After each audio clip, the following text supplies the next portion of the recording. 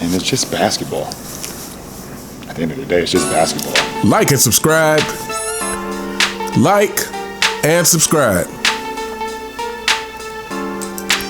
Like and subscribe on the way in the door, my people. I hope you all are having a truly fantastic day today. So today we're going to go ahead and get to the super thanks for the people who gave super thanks last week. But before we do that, I want to give a shout out to the channel members. Shout out to Gary, aka G the Great One. Shout out to Adidas20. Shout out to Dr. Les Barrett. Shout out to Dwayne S. Honor. Shout out to Thanos Snap Feminism. Shout out to Keith Brazell. Shout out to Charles Hooker. Shout out to In the Groove 56. Shout out to Vernon Lee Warren. And shout out to the newest channel member, Wizman Ballin. Thank you all so very much for becoming a member of the channel. And without further ado, let's go ahead and get into these super thanks.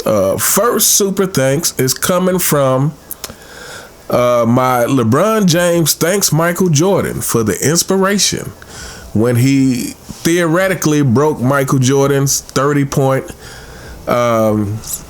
most 30-point games record. And this is coming from, shout out to @Swan Daily. He's coming through with the $2 super thanks. He says, what made you lose interest in the NFL? While I pay more attention to the NBA than NFL, I can acknowledge that its integrity isn't broken. They added an extra game to the season, and the softening of the league is justified due to all the CTE cases. Hell, Jalen Hurts was willing to play with a concussion the other week. NBA players are willing to skip games with a broken thumbnail. This is facts. So what made me lose interest in the NFL? Well, first of all, let me start by saying this. I was never a huge fan of the NFL. Anyway, again, where I live, we didn't have any professional sports teams. So, you know, there were a few teams that I followed. Most of all, I was probably fan of certain players. Like I was a huge Barry Sanders fan. I liked the San Francisco 49ers when Steve Young and Jerry Rice and Taylor was on there. And I liked the Buffalo Bills because of Thurman Thomas and Andre Reed, people like that, Bruce Smith on defense and whatnot. But in general, I was never a huge football fan. So honestly, I believe when Michael Jordan retired, my interest in sports took a huge decline, period. So in football and basketball, like when Michael Jordan retired, my interest in sports just kind of took a dive. And it wasn't until I kind of started getting more into Kobe Bryant that it was kind of reignited through following Kobe.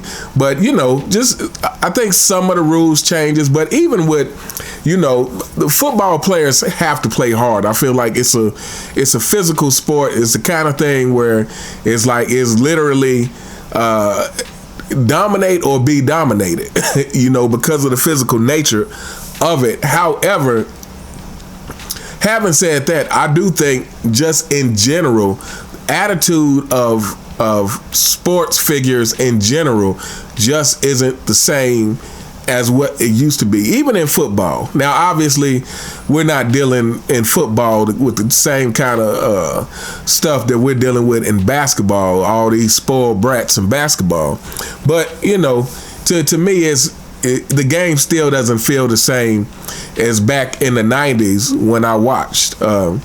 But yeah, you know, I guess that's the long and short of it is I was never a huge football fan to begin with. And when Michael Jordan retired, I think my interest in sports as a whole kind of took a dive, at least for a couple of years. Like I said, then I kind of slowly started following Kobe more and more. And that kind of at least reignited my love for basketball to a certain degree. But anyway, shout out to @Swan Daily. Thanks so much for the $2 super thanks. Next up, shout out to Verbal Ken 3447. And this is coming from the same video. He comes through with the $5 super thanks. He says, thanks, LeBron James is a curious case. He's the first superstar to be insulated from criticism. Imagine the toll it's taking on his psyche. He thinks that everybody who is critical of him is a hater. He has zero self-awareness, and there is no lies here detected. I mean, yeah, and the funny thing about LeBron James is all his followers exude the same kind of characteristics as he does. All his followers think the exact same way as he does. All his followers believe that any sort of criticism towards this guy is hating, and it is, completely ridiculous. It is the very reason why he will never be respected, because he's so concerned with people seeing him a certain way versus him actually playing the game a certain way.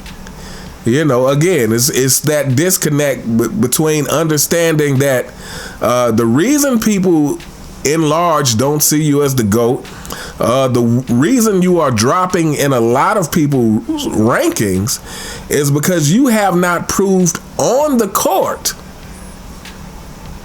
that you are as good as you say you are, that you are as good as the mainstream media say you are. You have not proved that to us. So, he hasn't understood that, And partly, I will say this, partly is the fact that he's been so coddled and so propped up from an early age that he thinks that he can do no wrong.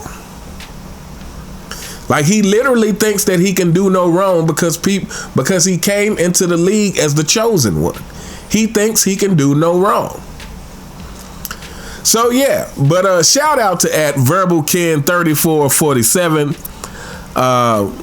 Thank you so much for the $5 super thanks. Thank you so very much for your continued support of the channel. Next up, shout out to @InTheGroove56. This is coming from the same video. He comes through with the $5 super thanks. He says, thanks. It's with great pleasure that I comment on this video. I'm 68 years old, and I had the pleasure to watch many eras of this thing we call basketball. Never have I ever seen a player so focused on breaking records that are not recorded in the record books as records. This narrative is clearly a click to diminish MJ and his accomplishments. A broken record is something that can never be played again unless it's created in the same time frame as the record was produced. A current example is Saquon Barkley breaking Eric Dickerson's yardage record, set playing 16 games opposed to Barkley playing 17 games. When in actuality, OJ set the record playing just 14 games. LeBron's fans knows nothing of the criteria for record breaking, and their only concern is that he's surpassing MJ. The sad part is their king is just as delusional as they are, and so that day he admitted his quest to erase MJ has come to an end. The absence of love is hate, and he loves MJ, and he just showed his delusional fans that they should too. MJ is his absent daddy, and just like so many other players, they all want to be like Mike.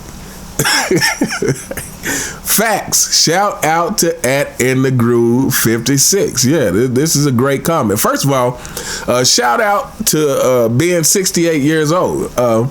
Because to me, like I said, this is the thing about Michael Jordan, is that people across all generations, and all generations consider Michael Jordan the GOAT. And when I'm talking about the majority of people across all generations. So people who have seen, this is why, besides the obvious stuff that, like I said, Michael Jordan is the greatest at so many categories.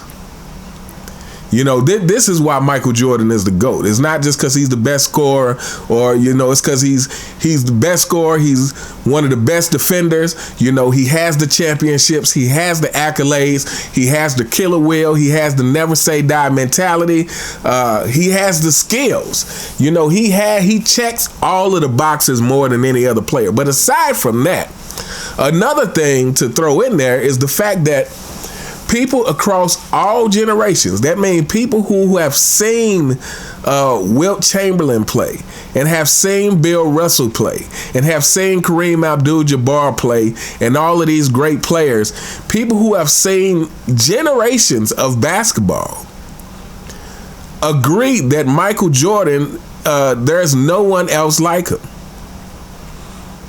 And again, fanboys, we're not saying everybody. We're saying the majority. The majority of fans, the majority of players think Michael Jordan is the GOAT for a reason. And so, yeah, I think that's great. So the other thing he talks about is, breaking a record. If you look up records in the Guinness Book of World Records, when you see these videos of people trying to set records, part of that criteria is actually doing it in the same amount of time. It could be something completely ridiculous. Just off the top of my head, it's like, who can shoot the most rubber bands in a minute? But part of that criteria is that you do it in a minute. Normally, there is a time constraint when you are talking about breaking records. Otherwise, what does it matter?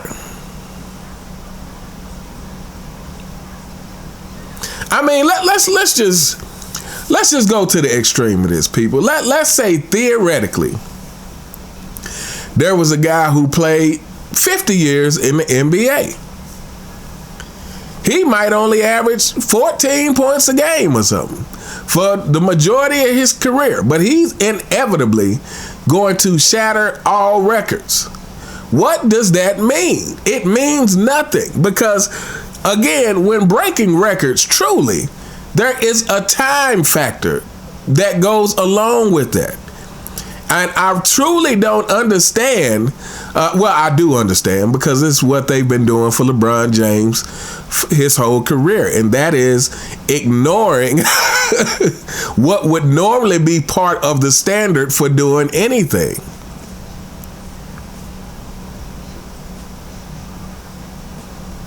But yeah, it doesn't make sense. And then a viewer, forgive me, I can't remember what the name was, but a viewer also brought out another good point about this 30-point record, and that is because LeBron James hasn't passed Michael Jordan in 40-point games.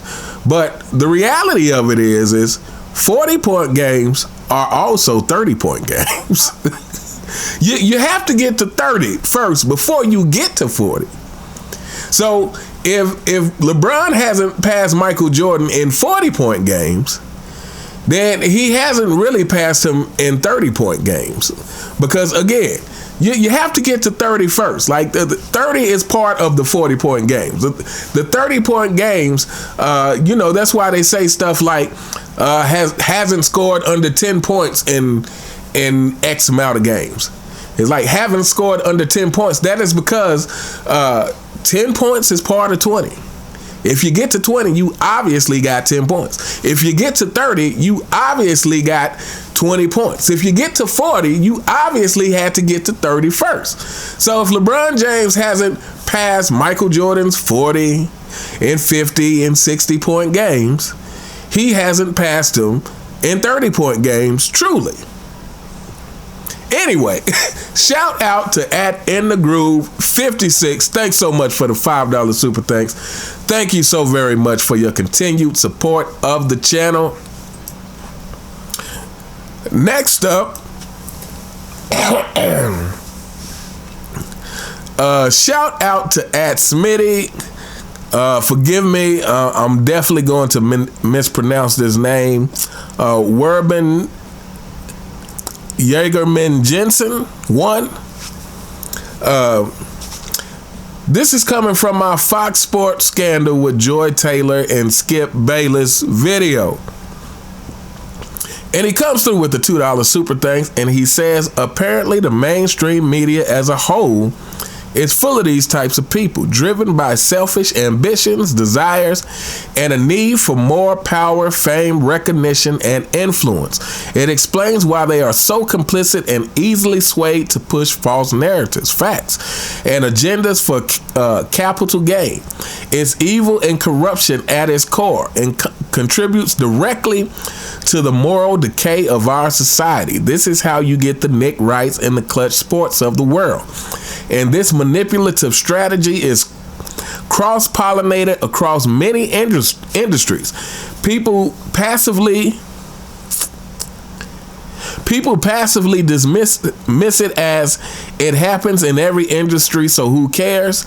Attitude, which means that collectively we're willing to give these people a pass and accept it as normal behavior. This is how you get delusional and ill-informed fanboys. This is how you get people who are willing to sell their soul and integrity for a fast buck and will make excuses for other people who are just as dishonest and disingenuous. I honestly don't believe anything that comes from the mainstream media anymore, right or left. Facts. Money is the root of all evil. I put my faith in our Creator and will leave it up to the Most High to deal with them in accordance with their intentions, deeds, and actions. Stay true and keep striving for righteousness, my brother. Sports is your realm, but the knowledge and wisdom you convey is applicable to many other facets of life. Shout out to @Smitty. Again, I'm about to butcher this name one more time. I apologize. Weber Jaeger Menjensen 1. This is all facts. And,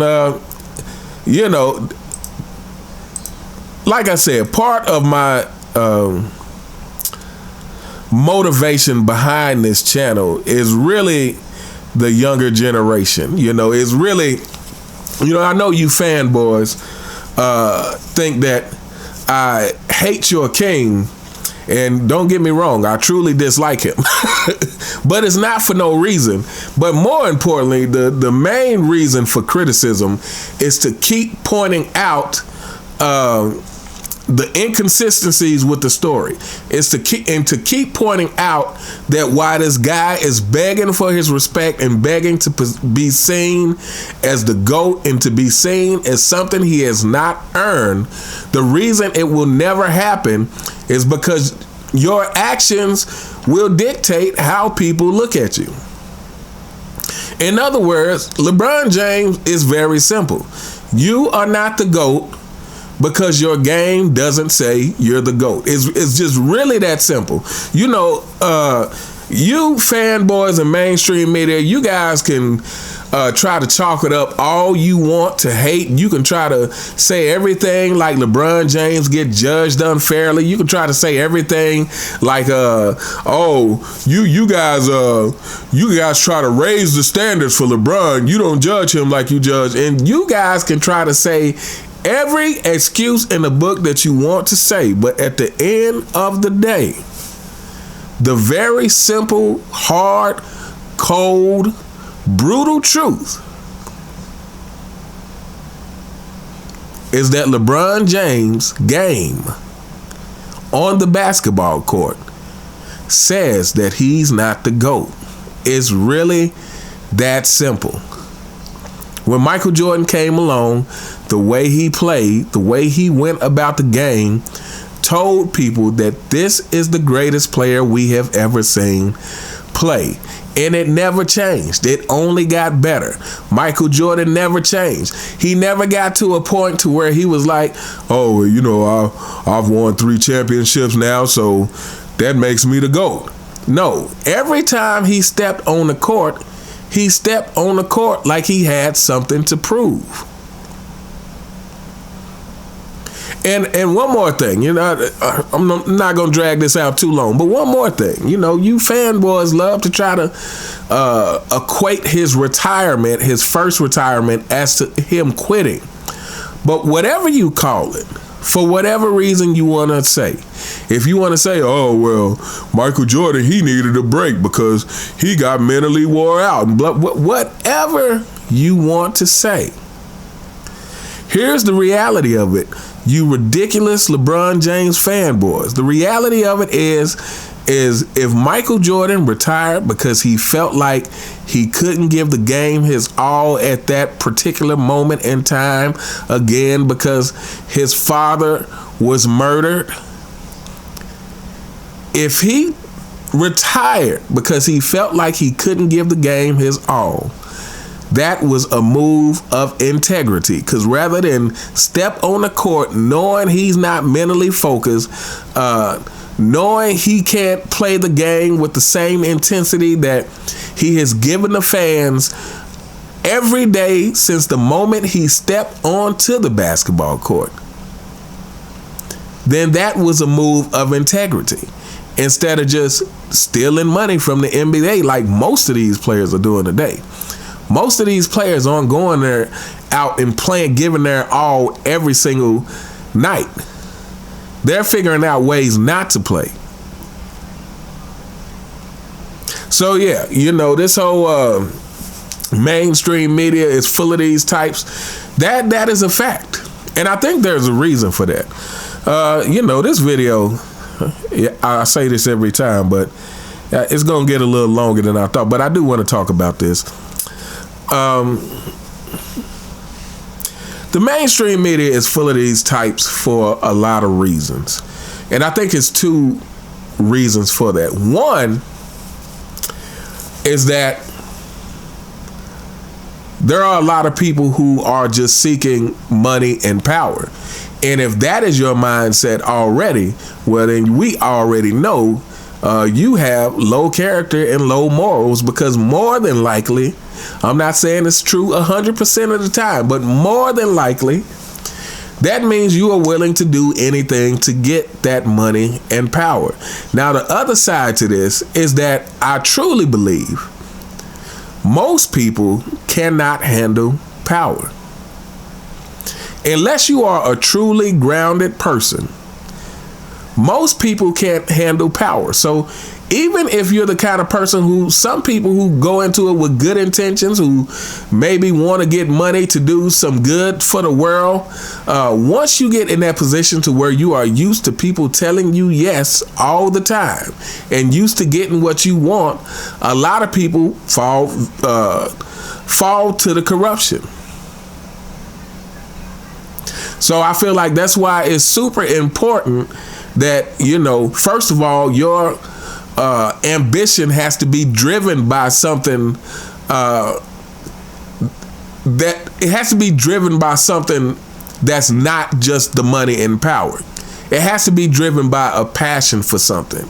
It has to be driven by good intentions from the very beginning. And then the other thing I feel like is, if you don't have a good circle of people around you to keep you grounded, and if you don't have the kind of mentality that will allow those people to keep you grounded, people often get corrupted even if they go into it with good intentions. But yeah, this is a fact that the industry is full of these types of people. The Joy Taylors and people who would do scandalous things to get ahead. But anyway, shout out to @Smitty Werben Menjensen 1. Thank you so much for the $2 super thanks. Thank you so very much for your continued support of the channel. And next up, shout out to @Adidas20. This is coming from my Skip Bayless. Says LeBron James is too ball dominant to be in his starting five. No one should have a problem with that. You LeBron James fanboys, it should be very understandable for you guys, except for the fact that you don't have much sense to begin with. He said he comes through with the $2 super thanks. He says, Bron fans tell me Jordan a ball hog, but they can't explain how James is first in missed shots and first in turnovers. Seem to me those are two ball hog accumulated stats. Well, part of the problem is LeBron James fans don't ever want to talk about any of the bad things about their king. But as I said to you fanboys once, and I will say it a million times, if you guys want to praise him for the accumulated longevity stats of more than 40,000 career points and all that, then you also have to take the missed shots and the turnovers as well. You don't get one with the other. This is not pick the stats that make you look the best. You get all of those stats. And and those are stats that prove that LeBron James is not a pass first player. I'm actually going to do a separate video on this because, and I've done a similar video, but I want to talk about it a little bit more. This whole notion about Jordan being a ball hog and Kobe being a ball hog, but LeBron James is somehow a pass first player while being the greatest scorer in the history of the game. So somehow that's possible, people. So somehow LeBron James is a pass first player while also being the greatest scorer in the history of the game because he got the longevity record. That's amazing, fanboys, that you can put those two things together and it makes sense to you. But yeah, like I said, I'm gonna do a separate video on this. But shout out to Adidas20. Thank you so much for the $2 super thanks. Thank you so very much for the continued support of the channel. Next up, shout out to at GNoLoads310. This is coming from the same video. He comes through with the $5 super thanks, and he simply says, thank you very much for your support of the channel. And next up, we have shout out to at Swan Daily again. This is coming from my reaction to Michael Jordan 1988 interview part 1, and we will be getting to part 2 of that this week. And he comes through with the $2 super thanks. He says, how much do you think Jordan hated fame? I don't think it's a coincidence that he's never in the limelight anymore. So for being honest, I don't think Michael Jordan necessarily hated the fame. I think, again, I think number one, Michael Jordan is a very positive person. Even when you hear him talk about, the murder of his father, he always talks about it like, well, I got to have him for 30 something years. I can't remember, but he always talks about the positive aspect. Like, hey, well, he's bad, but I got to have him for this long. So Michael Jordan is a very positive person. So even though I think he got worn down by the spotlight, and because of how much fame he had during the height of Michael Jordan, I think now he's enjoying the fact that he doesn't have to do that. He's not playing basketball, so it's not part of the job. But when it was a part of the job, I think Michael Jordan understood that. He understood it was just part of the job, and this is what comes with it. So, I don't know if he actually hated it as much as too much of anything can wear somebody out, especially if that's not your passion. It's like his passion is basketball, so he wasn't going to get worn out playing basketball, so to speak.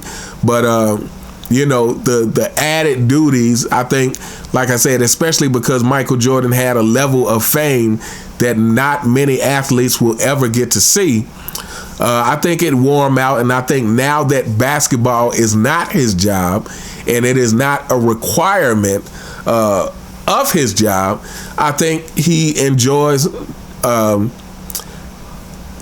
being in the limelight as least as possible. But anyway, shout out to @Swan Daily. Thanks again so much for the $2 super thanks. And thank you so very much for your continued support of the channel. And next up, this is coming from my Skip Bayless. Says LeBron James is too ball dominant for his starting five. Shout out to @TheDoctor3196. He comes through with the $2 super thanks, and he gives his top five. He says, my top five: point guard Magic, shooting guard Kobe, small forward Michael.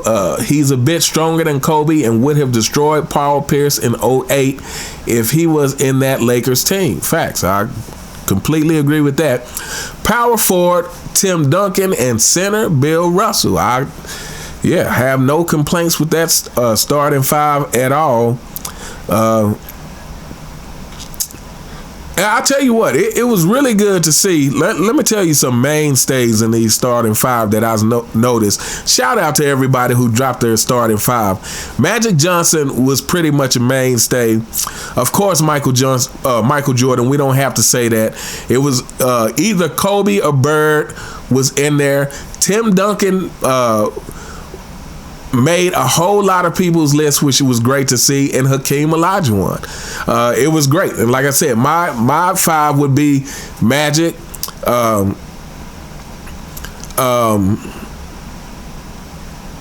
Michael, Bird, Tim Duncan, and like I said, either Olajuwon or Shaq. I could go either way on that. And really, I could go either Bird or Kobe. If I put Kobe in, then I would put him at the 2 and put Michael at the 3.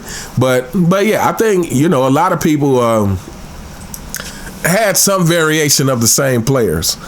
But shout out to @TheDoctor3196. Thank you so much for the $2 super thanks. Thank you so very much for your continued support of the channel. And next up, this is coming from the same video. Shout out to @QQ1981. He comes through with the $2 super thanks, and he gives his five. He says Magic Johnson, Michael Jordan, Kobe Bryant, Hakeem Olajuwon, and Shaquille O'Neal. Shout out to @QQ1981. Like I said, most people had a variation of these same players. Magic Johnson, Michael Jordan, Kobe, Hakeem Olajuwon, Shaquille O'Neal. Like I said, Tim Duncan showed up a whole lot, and of course, Larry Bird showed up a whole lot. But thanks so much for the $10 super thanks, and thank you so very much for your continued support of the channel. And next up, shout out to @Smitty Werbenjager Menjensen. One again. This is coming from my LeBron James gets destroyed by Chris Mad Dog Russo and Stephen A. Smith. He comes through with the $2 super thank, and he said, at 11:32, you should really take the time to address the Nikola Jokic and Russell Westbrook situation in Denver. After another historic triple-double they both put up against the Brooklyn Nets tonight, the question I would ask the LeBron James fanboy is how their so-called king is supposed to be the GOAT if he can't make his teammates better the same way guys like Jordan, Kobe, Magic, Bird, and now Jokic were able to do. Instead of taking accountability and standing by his teammates, he threw Westbrook to the wolves and left him for dead. Jokic has not only revived Westbrook's career, he helped elevate his game back to a respectable level. The fact that Westbrook is doing so well with Jokic exposes LeBron while totally obliterating the whole he makes his teammates better narrative. Both LeBron and the media are looking real stupid right now. I wish nothing but continued success for Westbrook, and as long as this trend continues, his career will end on a high note, inshallah. Shout out to @Smitty Werbenjager Menjensen. So, and I'm happy for Russell Westbrook as well. But here's the thing: is you LeBron James fanboys, that whole Lakers situation,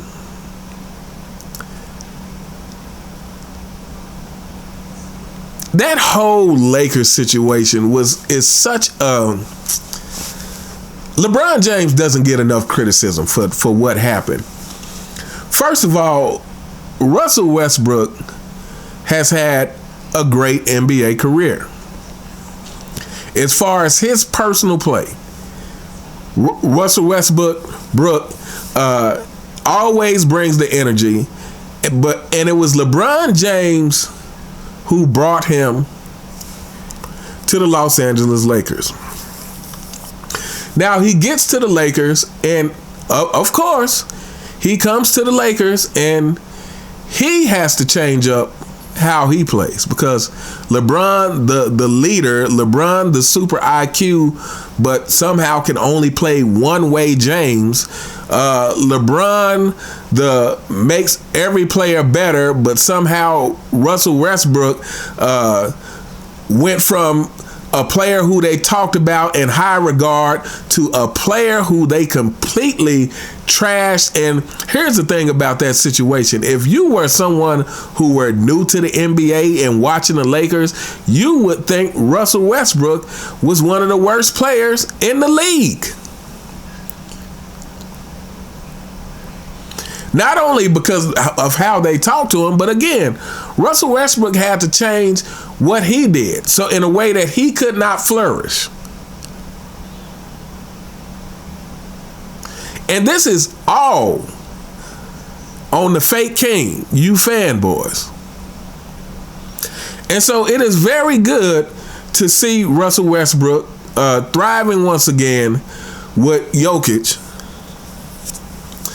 But one thing that we know is not going to happen is nobody in mainstream media is going to call attention to the fact that the whole Russell Westbrook thing was LeBron James. Everything about it was his fault. From the conception to how it played out, that it was LeBron James's fault. He decided to bring him on the team, and when Russell Westbrook couldn't fit into the tiny little role that all players who play with LeBron James have to fit into, and that is being a spot-up three-point shooter, when Russell Westbrook can't fit into that, it's Russell Westbrook's fault. When that was never his game to begin with. Not LeBron's fault somehow. I don't recall LeBron James ever coming out and coming to the defense of Russell Westbrook. If that happened, somebody please put it in the comments. I would like to see when that was that LeBron James came out and said, hey, well, you know, you can't blame Russell Westbrook. You know, this is my fault. I put together this team, and so now I have to figure out a way to make it work. Nope. That's not what happened. What happened was LeBron James did what he does anytime truth is out there, and that is he stays silent, a.k.a. Diddy, a.k.a. Drake.